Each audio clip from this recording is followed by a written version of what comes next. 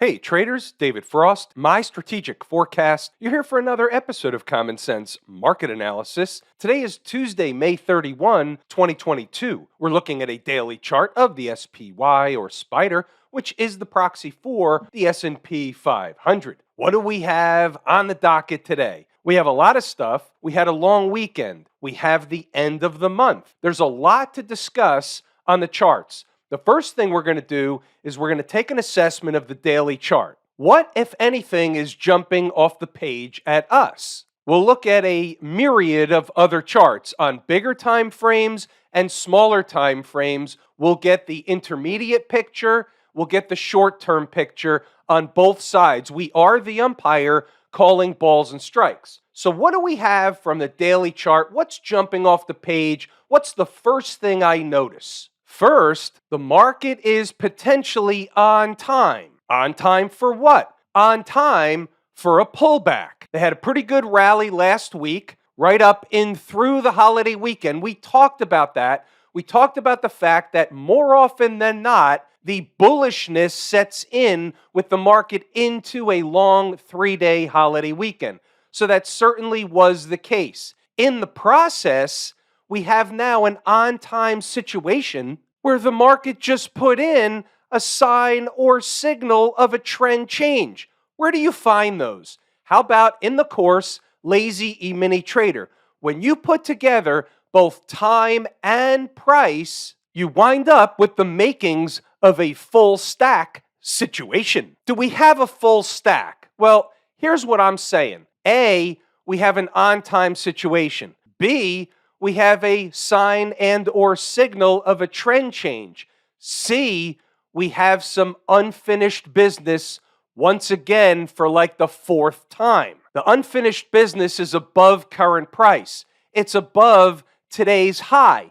They didn't get to a very important place and they ended up pulling back before reaching the quote unquote important place / magnetic number / overhead resistance. So what does that mean? Well, it means one of two things, and we'll find out tomorrow. Either it means they're going to make a push beyond the unfinished business number. We'll get to that in a little while. Meaning, what is that number? You'll see it when we get to inside the numbers. The second thing it could potentially mean is market weakness. They didn't get to and won't get to the number, the magnetic place, the unfinished business, and they're going to turn down from there.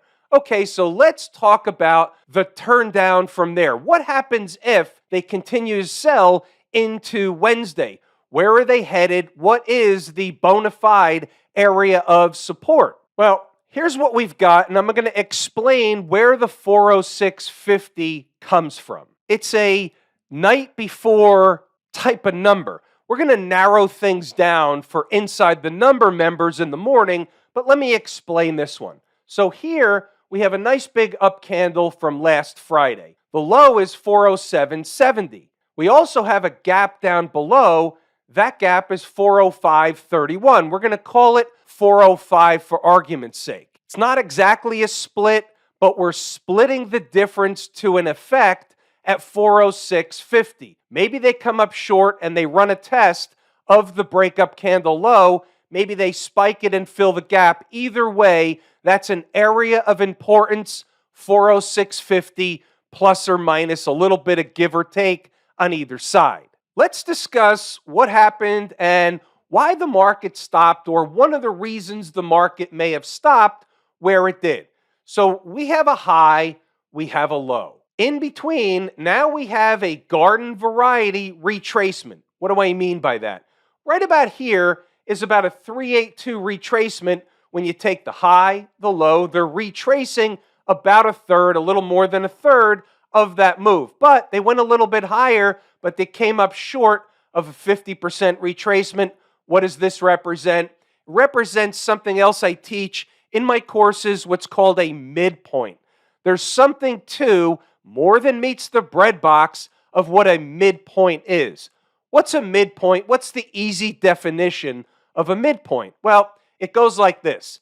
You can have two garden variety Fibonacci retracements, a 618 and a 50%. Sometimes the market will come in between. It's called a midpoint. You could have two big fat round numbers, 450, 460, and all of a sudden the market goes to and stops at 455. No accidents or coincidences. It's the 50% place in between two important numbers, aka also known as a midpoint. Sounds crazy. Some of you have a hard time wrapping your head around stuff like that, but it is a bona fide thing. The market likes 50%. It retraces 50%. 50% also represents a midpoint in between two other points. There's something to midpoints. So the fact that they went to around a midpoint today, but also came up short of an important place, aka unfinished business. They start pushing higher, have a pretty good idea of where they're going. Again, we'll reserve that stuff for an intraday inside the numbers type of discussion. So from a daily chart perspective, we got the umpire thing going. You know what's going on above. We'll discuss the unfinished business thing in a few moments. What's that number? And below, you have three potential areas. We're splitting the difference, and we're calling it 406.50 for the purposes of a free video at night. Let's do some other stuff. Here's a monthly chart.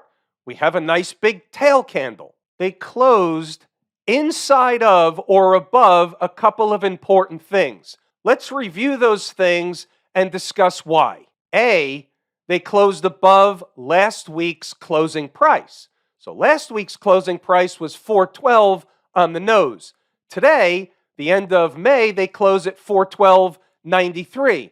No accidents or coincidences. They certainly had an opportunity to close below. They took the choice not to do so. What's the other important number on the monthly chart?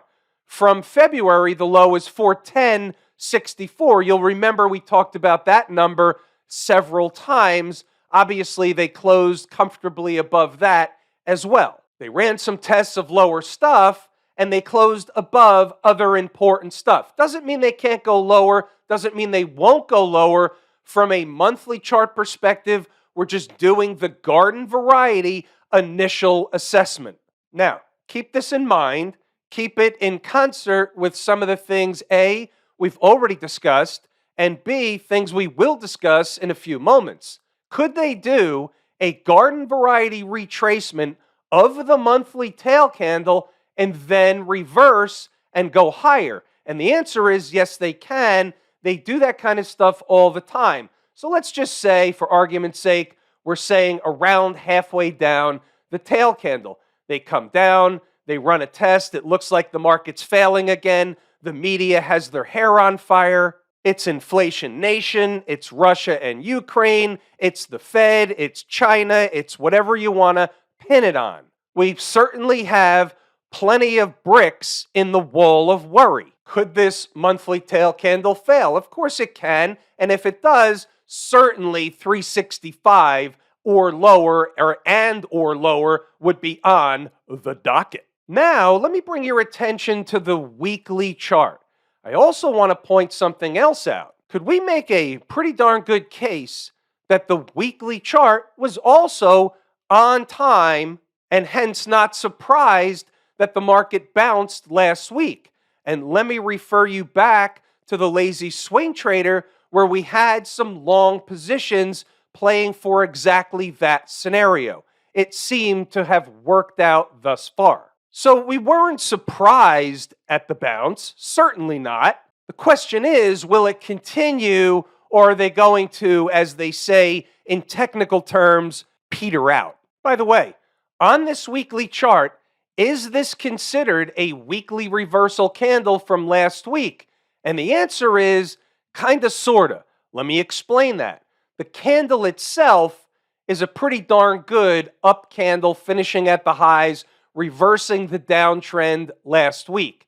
However, when we look down at the volume, do we see institutional participation? Do we see the institutions jamming price up on tremendous volume, reversing the tape, telling us that there's a whole lot more upside in the near term? And the answer is no, we don't. So what I'm saying is, Here's the higher volume from a few weeks earlier, and we have decreasing volume. Decreasing volume is one thing, but it doesn't mean that there was a market reversal, even though we had the big up candle. You're missing the volume component. Doesn't mean the market can't go higher, but we would have more confidence that the market would go higher if we had accompanying volume. Now, let me just speak to something else relative to volume as well. I get emails all the time. Are you concerned that the volume is light? And I get those emails as the market's going higher. Let me remind you, this is for the folks that sent those emails. This is for the folks that thinking of sending those emails. This is for the folks that think low volume is a problem for the bulls. Let me remind you that since 2009, there was a significant low. They called it a generational low in 2009. March 6th, March 9th, 2009. The market has gone up with minor exception all this time on light volume, decreasing volume. That's garden variety market behavior. Now let me point something else out. Here's a high volume reversal. Now it ended up failing, but that's what you're looking for. They don't all work out and make new highs, for example. When you have tremendous volume, it's giving you an indication that you have to use with other things, creating what? You got it, a full stack situation. It's one component. We never really just use one thing by itself. We're not just using price. We're not just using a candle. We're not just using volume. We're not just using a pattern on the chart like a bullish or bearish flag pattern or some other kind of pattern. We're not just using symmetry, but we're taking several of those components and many, many more, and we're creating, or the market's creating, a full stack situation. Our job is to identify when there is a full stack, whether it be on the long or the short side of the tape. Where do you find all the full stack stuff? Well, in the course, Lazy E-mini Trader, of course. So net, as we wrap up the daily chart, what we know is the next couple of days are going to be very telling. Let's say they just run sideways for another few days. Let's just say that's the case in a hypothetical scenario. And they never come down to the low of the breakup candle, the 406.50 or lower. They never do it. They just run sideways. Well, then they start creating a bull flag pattern that's going to go higher, and it's going to bust through our unfinished business that I promise you we'll still get to in a few moments. If they come down and they run a test of the daily breakup candle low and or lower, then that's a different thing unfolding that we address and we can manage accordingly inside the numbers. Speaking of which, what a fantastic transition. Let's review the commentary inside the numbers today, and then we'll circle back to stocks on the move. It was turnaround Tuesday, even though the market was closed on Monday. It's still turnaround Tuesday, and it did turn around, meaning it as in she, as in the market, and it was a turnaround from the up move into the end of last week into the 3-day holiday weekend. Normal garden variety pullback after the type of rally into the 3-day holiday weekend, yada, yada, yada. That's no surprise. We talked about it last week. Couple of important numbers on the board. Where they were in the pre-market at 0 dark 30 when I made the notes, 415.35 was an important spot. Above that, we had 417 for starters. Above that, we'll worry about in a real-time type of formation. Now let's get our faculties. We're on a 5-minute chart. Right of the vertical is today's activity. 415.35, as you can see, was in fact overhead resistance. It's magnetic. They draw price in and also act as overhead resistance. That's what important numbers are, either support or overhead resistance, depending on whether price is above or below at the time. Now, you don't see a line at 417. Why is that? Because it's off the chart, and that is your unfinished business. And it's not because it's a round number or anything. It's of importance. They should have got there. If they didn't get there, they could have got there. The high here is 416.46. That's not an accident nor a coincidence. They just didn't get to 417, and we talked about it before. They're either going a lot higher than that, or it's a signal of market weakness, and they just aren't going to get there, at least on this push, but instead end up pulling back to the stuff we talked about earlier. All right, back to the notes. On the other side, floating a little lower is normal market behavior, and you see another important number on the board, 411.75. Getting below starts to become a problem for the bulls. You'll see more of that later as we scroll up. But first, let's just get the visual on 411.75. It's the lower line, and you can see even though there was a dip earlier in the day, right out of the chute this morning, that turned out to be an important spot. They ended up finding support on that spot. They ended up trying to run a test of it late in the day, didn't make it there, and hence the way we look at it is they just stayed above the important spot, or ran out of time on the clock before they were able to run another test of the important spot. Let's scroll up, see what else we have as the day starts to get underway. They creep lower as the morning grew on. So what we have here, just before the opening bell, is the first place for overhead resistance would be around 414.35, give or take. That's just short of the place we talked about earlier as they crept lower, so then they developed some other overhead resistance type of stuff. And here it is. So you can see 414.35, that's filling a gap, at least the way I define it. You can look at it both ways. Do they fill the gap at the closing price or at the opening price? I say when the white space is gone, it fills the gap, and you can do the homework and see how many times do they actually go all the way up to the closing price versus how many times do they actually find initial, at minimum, of initial resistance where the white space goes away. And if your chart has a black background, then it's black space. Either way, it's the space. That's a discussion for a separate time. In this case, we had both numbers because we got one number off the daily chart, another number off the intraday chart. It creates a zone, and you have your two numbers. So as you can see, right out of the chute, they didn't even get to the first one. They came up short and collapsed down, leaving some traders looking for a short trade, at least from my number, at the altar. All right, let's see what else we have as the day gets underway. They did the thing without getting to my spot. They ran up, they collapsed back down, and there's your test of 411.75. They can go lower. It's early. It was only a few minutes into the day, so anything goes, certainly for a few moments. 409.50 is an area there should be a bounce back in the other direction, likely a spike of it if reached sooner than later. They ended up finding support at 410, 410.03 I think was the low, so they never got to my 409.50 and turned around back in the other direction. Let's see what else we have in the notes. So here, while they were whipping around, I'm a buyer at 409.50, 409.40. Read the notes. Go back to the chart to double check the work. What you'll see here is staying below 411.75 keeps the door open for lower stuff.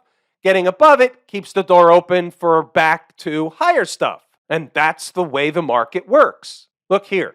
So at 10:07, back above 411.75, the door opens for a test of 413 or more. So that's at 10:07. Okay, fair enough. Here, you can see what happened. So that was around 10:07. So here's 10:05. So they were below 411.75. They got back above, and you can see what happened. They started eating some time off the clock until they did what? They went up to 413.50. High in this candle, 51. High in this candle, 413.58. High in this candle, 413.58. Came right back down to what? The important number. 411.75. No accidents or coincidences. So therefore, we're moving along. Pause the video, read the notes, go back to the chart to double check the work. Everything's in here. I give you the schematic. I give you the what ifs. I give you the important numbers. If they're above, they go here. If they're below, they go there. You've seen this before. You see this each and every night. We're an open book system. Everything is out in the open. Read the notes. Go back to double check the work. If you're interested or already are trading or active in the market during the trading day, then you'll be interested to see if this is accurate or not, and if it's something that you think you can benefit from or not. Stocks on the move. So we'll take a look at the chart of whatever hit its entry target. The ones that didn't, they're off the board. We're not interested. The only one today that did hit its entry target was STLD. The others didn't. They're off the board. We take what Mrs. Market provides in the way of opportunity each and every day. Here's Steel Dynamics. 84.05 was the number you saw on the board. They were getting a haircut at the open. They finally came into the number around 10:15 a.m., 10:10 a.m. What did they do? Bantered around for a few minutes, turned around, went back in the other direction, providing the minimum required base hit, and then some. Traders inside the numbers got this one. Traders inside the numbers in the live room got this one. Good participation in Steel Dynamics. One trade, we'll take it, and we move on. What do we have going on over in Camp IWM? The chart is slightly different than the SPY, but we do have a similar on-time type of situation. What we don't have is the same or similar sign and or signal of a trend change. What's interesting is on the IWM chart, what also jumps off the daily page at me is that we have increasing volume. Not a lot, still below the average volume. However, increasing volume from the last few days when the market went up. So that's a bit of a red flag in terms of, is the market bullish or bearish? It has to lean in the bearish camp, but we'll see what happens when they come a little bit lower. Maybe they fill the gap down here, 182.70, give or take. As long as they stay above the 20-period moving average, the bulls are really going to be in a better position than if they were to drop below, fill the gap down here, and stay below. That would be a problem for any bull case going forward. What about the Q people, the folks out in Silicon Valley et al.? They were kind of stuck in the mud today. They didn't really do much, down 50 cents. We're not going to make heads or tails out of that one. What we are going to make heads or tails out of is we have the on-time situation, we have a sign and or signal of a trend change, and under normal garden variety market conditions, we've got two markets, potentially three, including the IWM, telling us that there's likely a pullback in the offing sooner than later. What about the folks down at the transportation department? We talked about this one long before it happened. If they started creeping up this big, huge breakdown candle, they were going to want to run up at least toward the top portion, or at least on their way, or at least make it look like they would. Well, guess what? They did a pretty good job last week of making it look like they were going to the top. Now, they still may. What happens if they eat some time off the clock for a few days and don't really go much lower? Then they're going to make a run for the top. But we have a similar thing that we have on all the other charts. The market is really ripe for a garden variety type of pullback situation. If it morphs into something more, that's one thing, but we start with garden variety pullback is on the table. XLF didn't do much today, same routine, same setup on the charts. So all the markets are setting up, or almost all the markets are setting up with really the chart telling us the same thing. The only thing I'll say about that is you have to be weary, you have to be aware, and you have to be on guard for the trick, trap, fool, and frustrate crew. When everything lines up together, it's either telling you it's an easy trade, the market's going to pull back, or they're going to pull the rug out from you who's thinking they're going to pull back, they're going to spike higher, tricking company ends up pulling a fast one. It's an awareness, it's not the norm. Using the 80-20 rule under normal garden variety conditions, the market will pull back in the short run sooner than later. You simply use today's high as a benchmark across the markets. Start closing above today's high, and we take the lower stuff off the table, and we look to the north side to see where the next important and resistant numbers would be. And again, that's just consistent with the way the market works and the way you read the market. What about Smashmouth telling us anything different? No, not really. It's not exactly the same chart. It's a different setup. What we did have here, and we talked about it, I think, at least a couple of times, you had this bullish pullback, this wedge, this channel, and you did explode out of that channel. That is a bona fide bullish pullback. This type of setup played into the type of trades we took on the long side of the market when most everybody was scared of an imminent collapse. Interesting to note about Smashmouth, check out the 50-period moving average on the daily chart. So they closed above it last week. They closed above it today, or right on top of it, tried to break out, poked their head above yesterday's high or Friday's high, but it's not a big deal that they couldn't get above yet.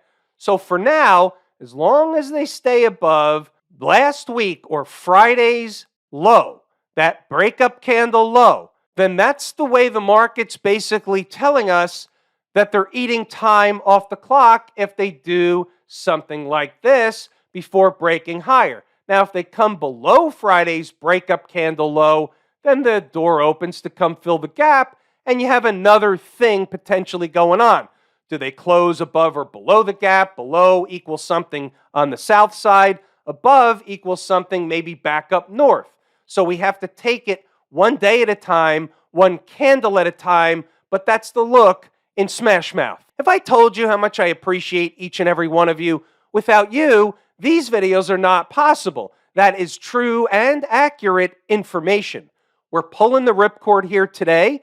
I'm David Frost, my strategic forecast. Thanks again for tuning in to another episode of Common Sense Market Analysis.